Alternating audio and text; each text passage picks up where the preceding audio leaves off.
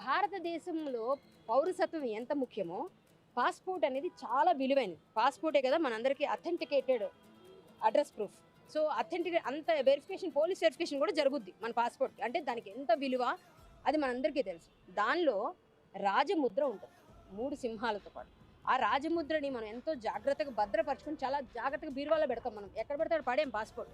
అలాంటి పాస్పోర్ట్ని ఇట్లా చేత్తో పట్టుకొని వాడు వెధవ ఎంత దరిద్రపోటు పాస్పోర్టే తెలుసా మనది ఇండియన్ పాస్పోర్టు అన్నాడు.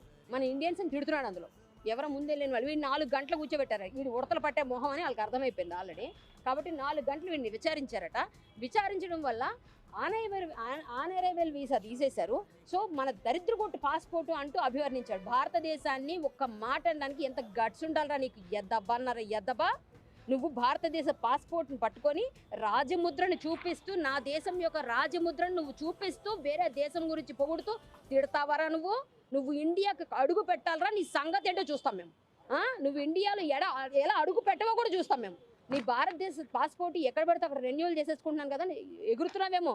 అది క్యాన్సిల్ అయ్యేదాకా మేము పోరాడతాం. ముందు చెప్పాం, ఇప్పుడు చెప్తున్నాం. ఇప్పుడు కూడా మళ్ళీ మేము దాని ఏదైతే మనకి సపోర్టింగ్ ఎవిడెన్స్ ఉందో అన్నీ ఇచ్చి మేము మళ్ళీ ఇచ్చామండి, మళ్ళీ మేము తెచ్చుకున్నాం. ఇది కూడా మనకు అందులో పొందుపరుస్తారు. అట్లాగే పాస్పోర్ట్ అథారిటీకి కూడా మేము మళ్ళీ పెడుతున్నాము. ఆల్రెడీ పోస్ట్ చేస్తాము, వెళ్ళిస్తాము. మేము వదిలేదే లేదు. భారతదేశాన్ని, భారతదేశ చిహ్నమైన మనందరికీ అధికారిక చిహ్నమైన దాన్ని చూపిస్తూ ఇట్లా మాట్లాడడం ఈ వెధవని పనిష్మెంట్ ఇవ్వాలి.